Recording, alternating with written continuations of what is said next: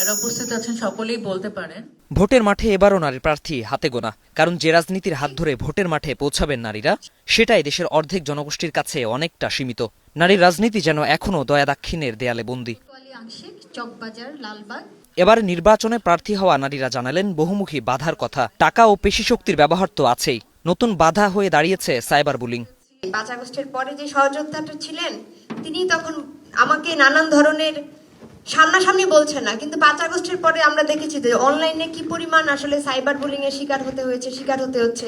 নারীরা যেখানে এই গণ আন্দোলনের সবচেয়ে বড় ভূমিকা পালন করেছিল, সেই নারীরা কোথায় গেল? তারা যদি ঘরে ফিরে যায়, তারা কোন অবস্থায় আছে? কেন ঘরে ফিরে গেল? লেভেল প্লেইং ফিল্ড যেটা, সেটা একেবারেই নেই। প্রশাসন আমাদের মানে আঙুল দিয়ে দেখিয়ে দিচ্ছে আমরা মেয়ে মানুষ, আমরা মেয়ে।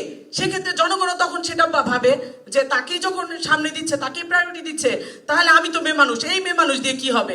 কিন্তু আমরাও যে বিমান চালাই, আমরাও যে ট্রেন চালাই, আমরাও যে বসি, সবকিছু আমরাও যে কোর্ট কাছারি চালাই, এইটা কিন্তু জনগণকে বুঝতে দেওয়া হচ্ছে না। গত 6 মাসে মহিলা শিশু বিষয়ক মন্ত্রণালয় ছিল, তারপরও আমাকে বুলিং, হ্যারাসমেন্ট, নোংরামির মধ্যে থেকে যেতে হয়েছে। আগামীতে যারা আসবে আমি তাদের উদ্দেশ্যে বলে যাই যে আপনারা যেন আমাদের পাশে ঢাল হয়ে দাঁড়ান।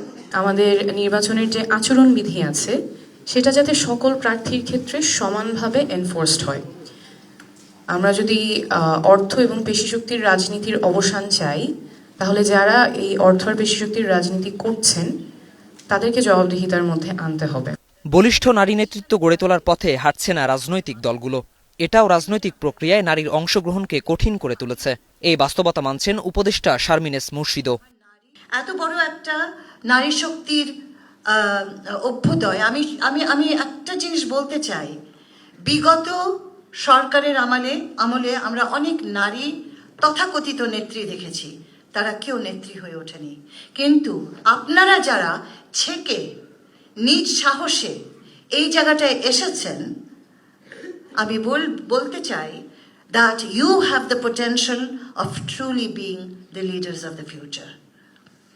কোনো রিজার্ভ সিট থেকে নারী এসে নেতা হতে পারে না, এবং কারো দয়া দিয়ে জায়গা তোমার তৈরি হবে না, জায়গা কেউ দেবে না, এটা মাথায় ঢুকিয়ে নিতে হবে। এবারে নির্বাচনে মনোনয়নপত্র তুলেছেন মোট 109 জন নারী। এদের 72 জনকে মনোনয়ন দিয়েছে বিভিন্ন রাজনৈতিক দল, আর 37 জন প্রতিদ্বন্দ্বিতা করছেন স্বতন্ত্র প্রার্থী হিসেবে। এদের মধ্যে থেকে নির্বাচিত হতে পারেন নারী জনপ্রতিনিধি।